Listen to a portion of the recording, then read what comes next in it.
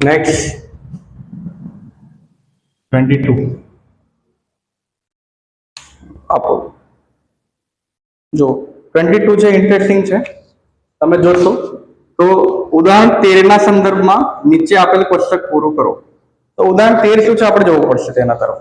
તો ઉદાહરણ 13 જે છે એમાં એવું કીધું હતું કે એક ગોળો અને એક રાખોડી એમ બે પાસાને એકસાથે ઉછાળવામાં આવે છે. તમામ શક્ય પરિણામો લખો. તો કેટલા બે પાસાને ઉછાળવામાં આવે છે તો કેટલા શક્ય પરિણામ હોય? 36. બરાબર. પાસાની ઉપરની સપાટી પર દેખાતી સંખ્યાનો સરવાળો 8 હોય, 13 હોય, 12 કે તેનાથી નાનો હોય એની સંભાવના શોધવાની હતી. અહીંયા ઉદાહરણ 13 ના સંદર્ભમાં એક નીચે આપેલ કોષ્ટક પૂરું કરવા કીધું છે. તો પાસા પરનો સરવાળો 2 હોય તેની સંભાવના કેટલી કે છે એ લોકો? 1/36. બરાબર. પછી 8 છે એની 5/36 અને 12 છે એની 1/36.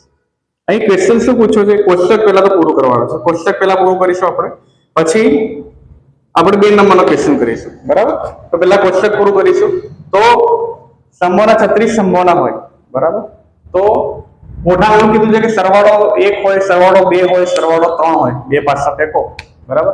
એક પાસા પર 1 ટપકો હોય, બીજા પાસા પર 2 ટપકા હોય. સરવાળો કેટલો છે? 3 હોય. તેની સંભાવના કેટલી એમ? બરાબર. તો બે પાસા ફેંકો તેની સંભાવના કેટલી છે? તો 1 1. બરાબર. 1 2, 1 3, 1 4, 1 5 અને 1 6.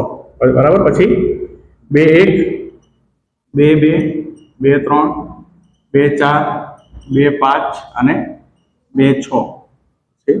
3 1, 3 2, 3 3, 3 4, 3 5 અને 3 6.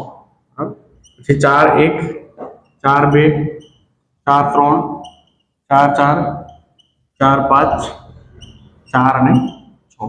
એવી રીતે 5 1, 5 2, 5 3, 5 4, 5 5 અને 5 6. અને એવી રીતે 6 1, 6 2, 6 3, 6 4, 6 5, 6 6. બરાબર. આપણને શું કીધું છે? 1 નું તો આપેલું છે. સરવાળો 2 હોય તેની સંભાવના કેટલી?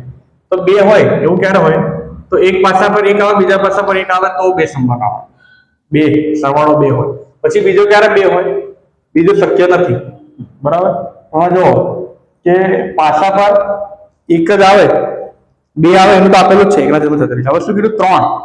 તો પાસા પર 3 ક્યારે આવે? કે 1 + 2 હોય, એક આવે બીજા પર 2 આવે. અહીંયા 2 આવે ને 1 આવે. બરાબર. તો કેટલી સંભાવના મળી? 2. તો 3 સરવાળો હોય. બરાબર. એની કેટલું આવશે? 2/36. બરાબર. અહીં શું કીધું છે? 4. બરાબર. તો 1 + 3 4 થાય, 2 + 2 4 થાય. બરાબર. અને 3 + 1 4 થાય. તો કેટલી સંભાવના મળી? 1 2 અને 3. તો 4 માટે શું આવશે? 3/36. પછી 5 માટે તો 1 + 4 5 થાય, 2 + 3 5 થાય, 3 + 2 5 થાય, 4 + 1 5 થાય. કેટલી મળી? 4. 4/36. બરાબર. તે 6. 5 + 1 6 થાય, 2 + 4 6 થાય, 3 + 3 6 થાય, 4 + 2 6 થાય અને 5 + 1 6 થાય. 1 2 3 4 અને 5. તો 6 માટે શું મળ્યું? 5/36. પછી શેની છે? 7 માટે. તો 7. તો 6 + 1 7, 5 + 2 7, 3 + 4 7, 4 + 3 7, 5 + 2 7 અને 6 + 1 7. 1 2 3 4 5 અને 6. 6 માટે શું છે?